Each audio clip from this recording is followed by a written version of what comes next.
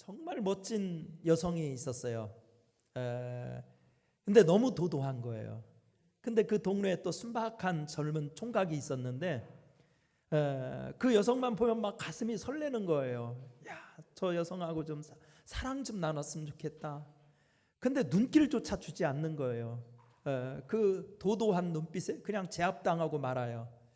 근데 상사병이 걸렸어요. 어떻게 하면 저에게 사랑 고백을이라도 한번 해볼 수 있을까? 그 도도한 눈빛에 압도되어서 도저히 그 앞에 나설 자신은 없어요. 그래서 하는 수 없이 편지를 써야 되겠다. 그래가지고 사랑 편지를 써가지고 그 우편 배달부한테 부탁을 하는 겁니다. 그래서 그 동네에 어느 집에 사는 그 여성에게 이 편지를 전해달라고. 그러면서 끊임없이 사랑 고백을 하는 편지를 하도 답장 한 번 안 오는 거예요. 그래도 포기하지 않고 온갖 정성을 들여서 1년 동안 편지를 쓰고 2년 동안 편지를 쓰고 3년 동안 편지를 쓰고 마침내 효과가 나타냈대요. 그래가지고 그 아가씨가 마음을 열고요, 결혼을 하게 됐답니다. 근데 결혼하는 대상은 총각이 아니라 우편배달부하고 결혼하게 됐다. 이 대만에서 실제 있었던 일이라고 하더라고요. 편지는 이렇게 많은 사연이 있어요. 그래서 사랑을 이렇게 연결해 주기도 하고요. 그리고 또 이렇게 꽉 닫혔던 마음을 열어주기도 하고 그래요. 저도 오늘 설교 준비를 하면서 내가 젊은 시절에, 총각 시절에 나는 무슨 편지를 썼나 다 모아놨던 편지들은 막 이만큼 있어가지고 편지 박스를 열어봤더니 연애 편지가 한 300통은 되더라고요. 물론 한 사람에게 한 거예요. 그런데 어떻게 썼나 이렇게 막 꺼내봤더니 막 한 장도 아니야, 막 몇 장씩 막 3장 4장은 기본으로 썼더라고요. 근데 그 내용을 읽어보니까요, 도저히 낯간지러워가지고 야, 내가 저랬었나 싶을 정도로 그 온갖 그 아양과 그냥 진짜 닭살이 돋았어요. 이렇게 편지에는 많은 사연이 있고 추억이 있고 또 이렇게 사람이 몰랐던 사람들끼리 이렇게 엮어줘서 사랑의 결실을 맺게도 하는 그런 능력이 있는 것이 편지입니다. 그런데 현대는요, 요즘 누가 손편지 쓰는 사람이 누가 있어요? 여러분, 손편지 쓴 기억 언제입니까? 요즘은 다 매체가 너무 발달해 가지고 뭐 웬만한 건 문자, 아니면 뭐 카톡, 아니면 뭐 이메일, 뭐 SNS, 기타 이런 다른 것으로 얼른 의견을 전하거나 이렇게 자기 의사를 표하고 그렇게 말지, 뭐 종이 사가지고 거기에다가 뭐 그림을 그리고 또 손편지 막 솜씨를 내가지고 예쁜 사랑 고백을 써가지고 편지를 만들고 그러는 시대는 아닌 것 같습니다. 그래서 안타깝기는 옛날에 그 손편지 쓰던 시절의 감성과 추억이 점점 사라지는 것이 아닌가, 이런 아쉬움이 있어요. 가을 그러면 제가 학교 다닐 때는 그런 말이 제일 유행했었어요. 천고마비의 계절. 그래가지고 뭘 여기다 리본을 많이 차니고 다녔었냐면 독서 이런 거 많이 했었죠.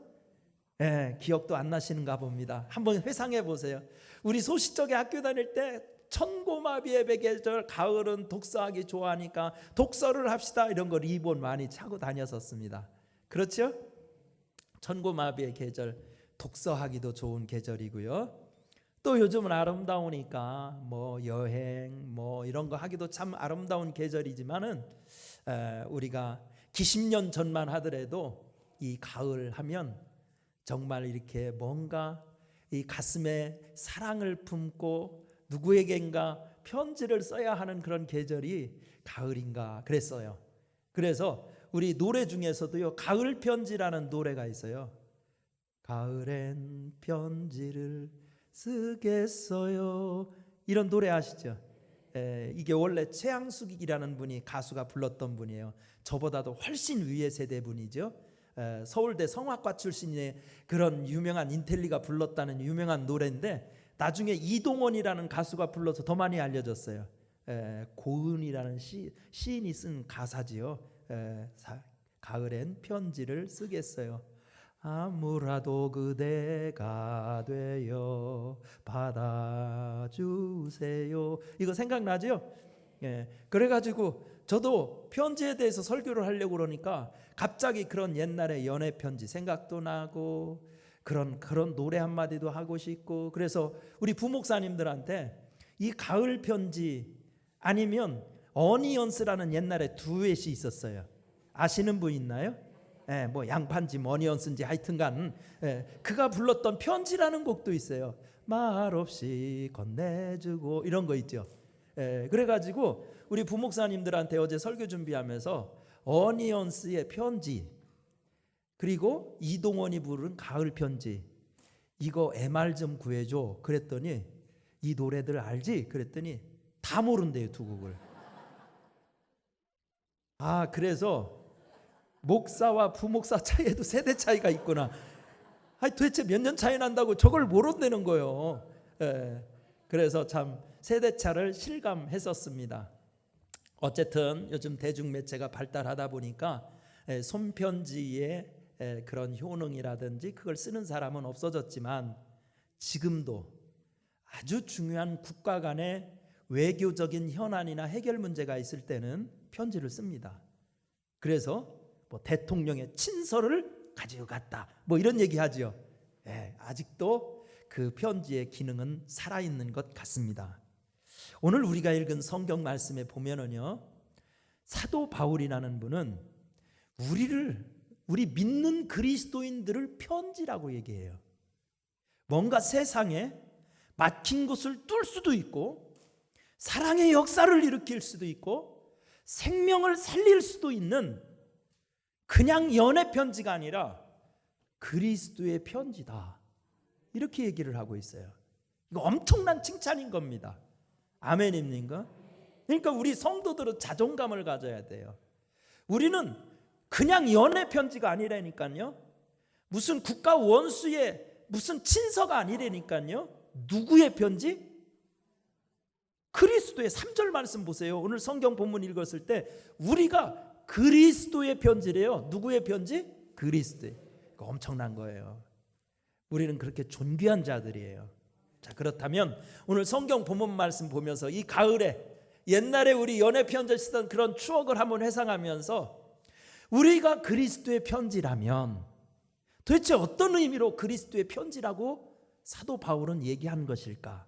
몇 가지로 찾아보도록 하겠습니다. 첫 번째는 이 우리를 그리스도의 편지라고 하는 것은 세상에 자기를 증명하고 소개할 수 있는 이력서 같은 존재라는 뜻입니다. 그래서 그리스도의 편지는 자기 소개서예요. 자기 소개서. 1절 한번 같이 읽어보겠습니다. 시작. 우리가 다시 자천하기를 시작하겠느냐? 우리가 어찌 어떤 사람처럼 추천서를 너희에게 붙이거나 혹은 너희에게 받거나 할 필요가 있느냐? 여러분, 거기 추천서라고 나와 있죠. 추천서. 근데 그 추천서라는 말이 3절의 편지라는 같은 말하고 같은 뜻으로 쓰이는 말이에요. 오늘 성경 본문에서는 이 추천서라는 말을 왜 사도 바울이 하게 됐냐면, 이 지금 편지를 어느 교회에다 쓰고 있나요? 사도 바울은 고린도 교회에 쓰고 있어요. 놀라운 사실이에요. 사실은 편지의 효능이 떨어지고 있지만 우리에게 구원의 소식을 전해준 신약 성경은 다 서신 형태로 돼 있어요. 서간문이에요.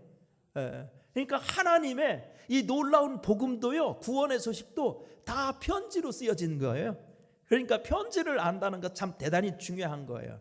어쨌든 이게 사도 바울이 고린도 교인들한테 쓴 편지인데, 왜 추천서 운운을 하냐면 그때 당시 배경이 있었습니다. 사도 바울이 사도행전에 보면 2차 전도 여행 때 고린도라는 도시를 들려요. 지금도 고린도라는 도시는 그리스에 있습니다. 아테네 조금 밑에 있어요. 그리스라는 도시. 근데 거기에 들려가지고 열심히 개척하고 목회를 1년 반 정도 합니다. 1년 6개월 정도 이 고린도에서 복음 전하고 해가지고 그 복음이 불모지였던데, 우상 숭배가 팽배했었고요. 이 고린도라는 도시가 또한 환락의 도시이기도 했었어요. 그런 도시의 국제적인 도시에 교회를 세웁니다. 그런데 사도 바울의 특징이 있어요. 이분은 교회가 잘 돼가면은요, 난 여기에서 그냥 안심하고 은퇴할 때까지 편안히 목회하다 끝내야지, 이렇게 하지를 않았어요. 사도 바울은 교회가 세워진 다음에 어느 정도 기초를 잡으면 제자들한테 맡기고 다른 도시로 가서 또 전도했어요. 그래서 1년 6개월 동안 고린도 교회를 세워놓고 다른 도시로 떠난 겁니다. 떠났는데 한참 뒤에 사도 바울한테 소식이 들려오는 거예요. 뭐라고 소식이 들려오냐면, 자기가 그렇게 생명을 주고 성도들한테 자기 목숨이라도 빼어놓을 것처럼 해가지고 세워놓은 고린도 교인들이 자기를 불신한다는 거예요.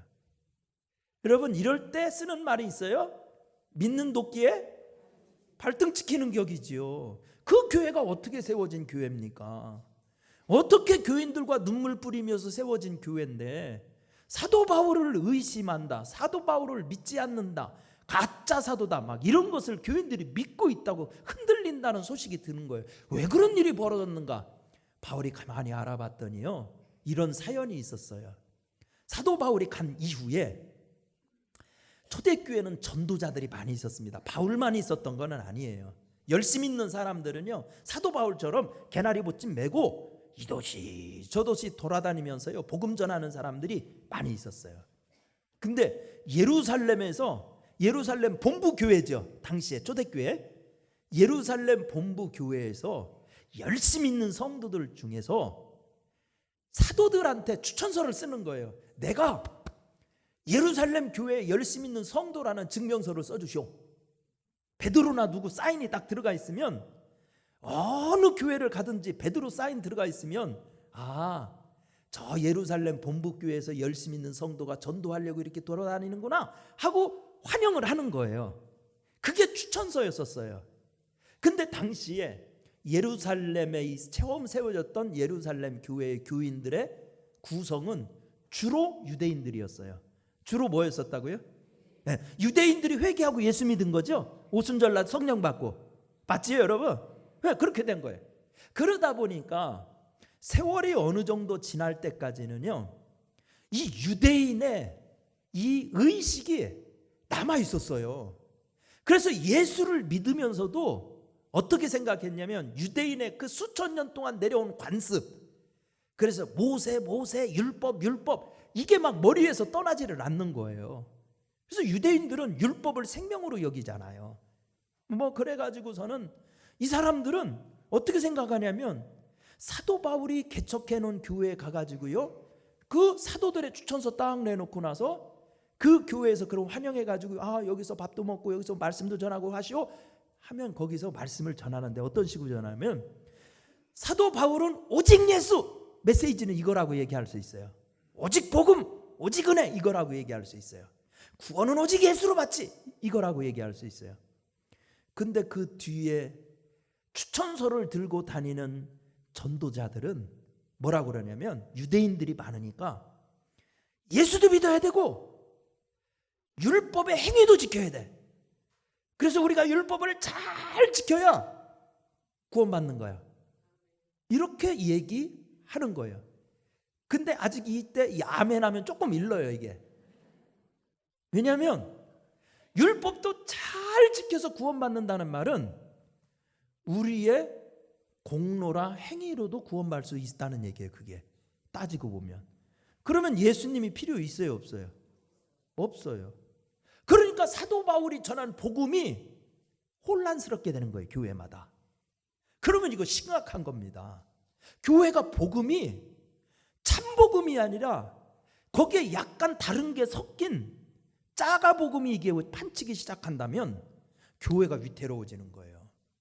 근데요, 그 사람들은 자신들의 말을 믿게 하려면 어떤 전술을 써야 되겠습니까? 바울의 신분을 흔들면 바울 말을 믿을까요? 자기들의 말을 믿을까요? 자기들은 누구의 추천서가 있으니까, 예루살렘 본부교회 사도들의 추천서가 있으니까 그거 믿고 이 사람들이 권위를 더 인정해 준다고요. 그러니까 이 사람들이 자기들이 그렇게 가르쳐주기 위해서 사람들이 우리 교회 세웠던 사도 바울은 말 그렇게 안 했는데요? 구원받으려면 오직 예수로만 구원받는다고 그랬는데요? 왜 당신은 그렇게 얘기해요? 그러면 그 사람들이 아니야, 우리가 가르치는 게 맞아. 사도 바울이라는 사람 사도라고 그랬지, 당신들 앞에 와서. 그 사도라고 그러는 거 그거 거짓말이야. 언제 예수님 따라다녔어? 예수님의 제자가 몇 명이에요? 12명이죠. 사도 바울은 예수님 따라다녔던 사람이 안 따라다녔던 사람이요? 승천하기 전에 안 따라다녔죠. 그러니까 사도가 맞아요, 안 맞아요? 이 세상 사람들 말로 보면 안 맞죠. 그러니까 먹히는 거 이게. 그리고 또 이런 얘기를 또 하는 거예요. 야, 바울이 고린도 교회 와가지고 이거 교회 세울 때 우리 같은 추천서 받아봤냐? 걔는 그런 거 추천서 하나도 없잖아. 사도가 인정한다는. 우리는 믿을 만하잖아. 야, 이거 베드로의 추천서 못 믿어? 요한의 추천서 못 믿어 이거? 야고보 추천서 못 믿냐고. 이렇게 하면 누구 말을 믿을 것 같아요? 그러면 뒤에 와가지고 슬쩍 들어와서 가르치는 거짓 교사들의 말을 믿는 거예요. 그러니까 어느 날 소식을 들어보니까 고린도 교회가 그렇게 그 사람들한테 넘어가가지고 우리 식으로 얘기하면 지금 이단한테 넘어간 꼴인 거예요. 교인들이 다 그러고 있는 겁니다. 그러니까 사도 바울이 너무 답답한 거예요. 가슴이 아프고. 그래서 편지를 쓰면서 1절에서 야, 니들 추천서 때문에 넘어갔냐? 추천서 때문에? 니들 추천서 때문에 넘어갔다면 내가 지금 추천서 이력서 다시 내라고? 너희들한테? 이력서 지금 내래? 니들한테? 생각해봐라. 그 교회 세울 때 이력서가 교회 세웠냐? 여러분 고린도 교회 이력서가 교회 세웠어요? 아니지요. 이력서가 세운 게 아니에요. 사도 바울의 눈물과 기도가 세운 거예요. 아멘입니까? 그 눈물과 기도가 다 고스란히 고린도 교인들의 가슴에 다 기록되어 있는 거예요. 맞아요, 틀려요? 그러니까 야, 내가 무슨 이력서가 뭐 필요하냐? 그 교회에 추천서가 왜 필요해? 니들이 다 보고 왔잖아. 내가 어떻게 핍박을 받으면서 복음을 전하는지, 내가 어떻게 두드려 맞으면서도 너희들 사랑하고 기도하고 너희들 영혼 거듭나게 하려고 그랬는지, 너희들 1년 반 동안 살면서 다 같이 체험하고 울고불고 같이 하면서 은혜 누렸잖아. 그렇기 때문에 나는 추천서가 필요 없어. 너희들이 본 삶이 추천서야. 이 얘기하는 겁니다. 아멘입니까? 그러니까 우리가 그리스도의 편지라는 말은 나 교회 다닙니다, 신분증 내놔야 소용없대요. 교인, 교적분 내야나 그게 진짜 나를 증명할 수 있는 게 아니랍니다. 예수님께서 복음서에서 이렇게 가르쳤어요. 이게 좋은 나무냐 나쁜 나무냐 이걸 구분할 수 있는 방법이 있대요. 뭘 보면 안 돼요? 열매. 그 나무가 좋은 나무인지 나쁜 나무인지는 뭘로 안다? 열매로 안다. 아멘. 우리 그리스도인들도 마찬가지야. 그 교회가 좋은 교회냐 나쁜 교회냐, 그 성도가 진짜 성도냐 가짜 성도냐, 그 사도가 그 목사가 진짜였냐 가짜였냐, 그거는 뭐냐면 삶을 보면 안다는 거예요. 열매라는 게 삶을 얘기하는 거예요. 말은 그냥 진짜 막 정말 달변가에다가 그 사람이 말 한 번 하면 다 그냥 속이 그냥 다 빼어질 정도로 그냥 정말 말 잘하는 사람이라 하여도 삶의 열매가 없으면 그거는 진짜 성도가 아니라는 겁니다. 그래서 그리스도의 편지다라는 말은 우리 스스로가 세상에 보여줄 수 있는 이력서, 뭘로? 삶으로. 아멘입니까? 그러니까 우리 내 스스로가 추천서가 될 수 있어야 된다는 겁니다. 사랑하는 성도 여러분, 우리 목동교회 성도들은 진정으로 그리스도의 편지로서 여러분들의 속에 예수의 열매가 맺히시기를 바랍니다. 그네들의 말하는 거 보면 뭔가 달라. 그들의 행하는 것을 보면 세상 사람들과 뭔가 달라. 예수의 냄새가 나.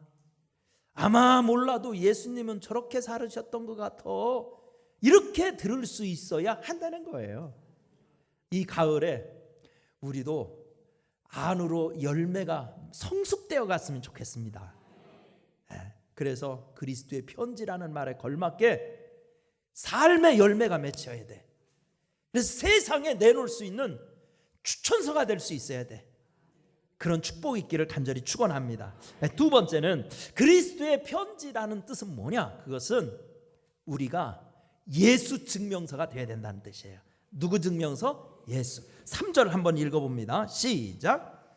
너희는 우리로 말미암아 나타난 그리스도의 편지니 이는 먹으로 쓴 것이 아니요 오직 살아계신 하나님의 영으로 쓴 것이며 또 돌판에 쓴 것이 아니요 오직 육의 마음판에 쓴 것이라. 자, 여기 보면 그리스도의 편지라는 말이 여기 3절에 나오는데요. 3절 말씀을 보면 너희는 누구로 말미암아? 우리로 말미암아 나타난 그리스도의 편지라는 거죠. 그렇죠? 그러니까 고린도 교인들은 편지야. 그러니까 편지를 받았어, 고린도 교인들이. 근데 그거를 누가 전해줬대요? 우리. 그러면 저기에서 우리, 편지를 전해준 우리는 누구를 얘기하는 겁니까? 사도 바울 일행을 얘기하는 거죠. 그렇죠? 네, 여기서 보면 사도 바울이 자신을 뭐라고 묘사하는지를 볼 수 있는 대목입니다. 고린도 교인들이 편지를 받아본 그리스도의 편지라면 사도 바울은 편지 배달부라는 겁니다. 맞아요? 네, 그러니까 사도 바울은 자기에 대해서 어떻게 생각하냐? 나는 세상에 예수를 배달하는 예수 배달부야, 이렇게 생각하고 있는 거예요. 맞아요, 틀려요? 네, 예수. 그렇기 때문에 고린도 교인들한테도 그걸 얘기하는 거예요. 성도 여러분, 우리도 똑같이 그렇게 살아야 됩니다. 제가 한 것처럼 여러분들도 예수를 믿고, 아우 예수 믿으니까 좋네, 예수 만나니까 좋네, 예수 믿어서 구원받았네, 예수 믿어서 병고침 받았네, 예수님 만나서 우리 가족이 변화되고 막 우리 집안이 저주의 집안이었는데 축복의 집안으로 바뀌었네, 아 좋다 하고 끝나면 안 된다는 겁니다. 그거는 진짜 그리스도의 편지가 아니라는 거예요. 진짜 그리스도의 편지는 내 속에 예수가 새겨져 있어야 되고요, 예수의 흔적이 있어야 돼. 그래서 구원의 확신이 있어야 되고 예수 이름으로 승리한 체험이 있어야 돼요. 예수님은 능력이고 예수님은 병마를 이기게 하시는 분이고 예수님은 죄악을 끊는 분이고 예수님은 마귀를 이기시는 분이야. 그러니까 예수 이름으로 우리도 그건 이기는 흔적과 체험이 있어야 돼요. 근데 그 체험을 나만 간직하고 있으면 안 되고 세상에 예수를 증거할 수 있는 예수님의 증명서가 되어야 된다는 겁니다. 아멘입니까? 여러분, 우리 이 가을에 우리 모두 거듭남의 체험을 뜨겁게 해서 우리도 예수님을 전하고 예수님을 증거할 수 있는 축복의 성도들 될 수 있기를 간절히 바랍니다. 그래서 우리 교회에서 주보 1번 그 광고에 보면 늘 그거 돼 있어요. 예배 동역자 세웁시다. 그래서 1년에 한 번씩 다 기도를 세우고 목표를 세우는 거예요. 내가 주님 나라에 갈 때까지 1년에 한 명씩은 정말로 내 옆자리에 기도해서 예수 믿고 내 옆에서 예배 드리게 하는 사람 한 명씩 1년에 내가 꼭 세워놓겠다. 이런 각오를 하는 것도 얼마나 중요한지 모릅니다. 우리가 예수의 증명서라면, 우리가 예수의 배달부라면 여러분 배달 사고 나면 안 됩니다. 수년 전에요, 그런 일이 있어서 뉴스에 난 적이 있었어요. 이렇게 언론사의 기자들이 이게 이 우편물을 이렇게 막 왜 자꾸 이 발송한 게 제대로 배송이 안 되는가, 이런 것을 아주 면밀히 밀착 몰래 숨어서 막 취재를 해보니까 그런 보통 우편물 같은 거 있잖아요. 뭐 등기 우편물 이런 게 아니라 보통 우편물 같은 거, 그런 것들은 막 너무 막 이제 업무가 과중하고 그러다 보면 그걸 다 배달하기 힘드니까 그냥 말이죠, 쓰레기통에도 슬쩍 버리고 이러는 일이 있었다고 한번 뉴스에 난 적이 있었어요. 그래서 그게 크게 사회적으로 시끄러웠던 적이 있습니다. 여러분, 이 귀한 편지를, 그리스도의 편지를 우리는 배달 사고 나면 안 되는 거예요. 편지는요, 수신자에게 배달이 돼야 편지의 목적이 완성되는 거예요. 맞습니까? 틀립니까? 그게 중요한 거예요. 그래서 막 저도 이제 교단 일을 하다 보면 그냥 교회들 간에도 교회 안에도 막 소송이 있어서 막 이렇게 막 공문도 붙여야 될 일이 있고 뭐 할 일이 있어야 되고 막 이러는데요. 법적인 이런 효력을 지닌 이런 문서도 보내야 될 일이 있고 그러는데 예를 들면 어떤 분이 출교 처분을 받았다. 교단 재판에서. 그래가지고 그 공문을 이렇게 붙이잖아요. 붙이면 그 본인이 대상자가 그 편지를 수신해야 효력이 있어. 근데 이게 다시 되돌아와 반송이 돼. 그러면 그 법적인 효력은 아직 유예돼요. 그래서 우리 교단법에서도 예를 들면 뭐 어느 분이 출교됐다면 그 공문을 보내가지고 15일 이내에 그걸 이제 이렇게 자기가 수령을 한 다음에 항소하지 않으면 이렇게 효력이 발생을 하고 그러는데 요즘 교단 일을 하다 보니까 다시 반송이 왔어. 어떤 사람께 크게 교단에서 문제를 일으킨 사람 출교 처분을 받았는데 그게 다시 반송이 왔더라고요. 뭔 얘기 하려고 그러냐면 편지는 배달이 돼야 편지인 거예요. 목적지 수신인에게 배달이 돼야 된다는 거예요. 우리가 편지 배달부라면 수신해야 되는 사람들은 누구예요? 세상 사람들이에요. 아멘입니까? 그러니까 우리가 가만히 있으면 그리스도의 편지의 역할을 잘못하는 거예요. 이 가을에 우리도 세상 사람들한테 예수님을 전해줘야 됩니다. 예수 사랑을 여러분 전해줘야 됩니다. 그래서 우리도 세상 사람들이 다 예수님을 알고 예수님을 영접하고 예수로 구원받고 예수로 축복받는 삶을 누리게 할 수 있는 여러분들 징검다리가 되기를 간절히 축원합니다. 세 번째, 우리가 그리스도의 편지라는 의미는 무슨 뜻이냐? 그것은 우리가 성령의 인증서가 되어야 된다는 뜻입니다. 뭐가 되죠? 성령의 인증서. 자, 6절 저 주자는 빼도 되는데 주자가 들어가 있네요. 6절 말씀 같이 읽어볼까요? 6절 시작. 그가 또한 우리를 새 언약의 일꾼 되기에 만족하게 하셨으니 율법 조문으로 하지 아니하고 오직 영으로 함이니 율법 조문은 죽이는 것이요 영은 살리는 것이니라. 아멘. 여기 보면 새 언약 예가 나왔죠. 새 언약. 그러니까 예수 믿는 사람들은 새 언약을 받은 사람이야. 그래서 우리가 성경 말씀도 보면 구약이 있고 신약이 있죠. 신약이라는 말이 새 언약이라는 뜻이에요. 맞죠? 그러니까 우리는 예수 믿은 새 언약의 일꾼이래요. 일꾼. 근데 일꾼이라는 말의 그 뒤에 보면 새 언약의 일꾼 되기에 만족하게 하셨으니 이렇게 돼 있죠. 근데 그 만족이라는 단어가 헬라어 원어의 의미는 충분하다 이런 뜻이에요. 그러니까 저와 여러분은요, 나는 자격 없어요, 나는 못해요, 그러지 말라는 거예요. 하나님이 보실 때는요, 일단 우리 속에 예수님을 고백하고 예수 믿으면 하나님 볼 때는요 다 하나님의 새 언약으로 충분하게 보신다는 거예요. 아멘입니까? 하나님은 우리를 충분히 새 일꾼으로 인정을 해주신대. 만족하게 인정을 해주신대. 그러니까 하나님이 너 자신을 가져, 너 충분히 하나님 일꾼 될 수 있어 했는데 나 못해요. 그러면 그거는 겸손이 아니라 교만이야. 그러니까 우리는 하나님의 새 언약의 일꾼이야. 그런데 그 새 언약의 일꾼은 어떻게 되냐는 겁니다. 그 밑에 보니까 무엇이 만드냐면 그것은 율법이 만드는 게 아니랍니다. 그러니까 막 구약 성경 율법 공부 막 해가지고 랍비 학교 들어가가지고 막 신학교 가서 막 공부하고 학사학위 받고 석사학위 받고 박사학위 받고 그렇게 공부 많이 해가지고 막 해서 그런 새 언약이 일꾼 되는 것이 아니라 주의 영으로 된대요. 다시 얘기하면 우리가 성령 충만 받아서 세상에 하나님의 일꾼이다라는 것을 증거할 수 있어야 된다는 거예요. 아멘입니까? 그러니까 우리도 성령 충만 받으면은요 얼마든지 세상 사람들한테 하나님은 살아계십니다. 예수님은 우리의 구원자이십니다. 너 봤어? 이렇게 막 하잖아요. 야, 하나님 너 봤냐? 이런 식으로 묻잖아요. 전도하다 보면. 그래도요 정말 성령 충만하면은요 그런 말에 당황하지 않아요. 하나님 봤냐고? 너 공기 보여? 하나님은 영이신 하나님이니까 우리 육의 눈으로 보이는 게 아니야. 근데 나 좀 한번 봐줄래? 내가 옛날에 어떻게 살았던 사람이냐? 나 인간 개차반이었잖아. 나 예수 믿고 야 요즘 어떻게 사나 나를 좀 봐. 달라졌잖아. 생각 달라졌잖아. 말이 달라졌잖아. 생활이 달라졌잖아. 좀 내 달라진 게 보이지 않냐?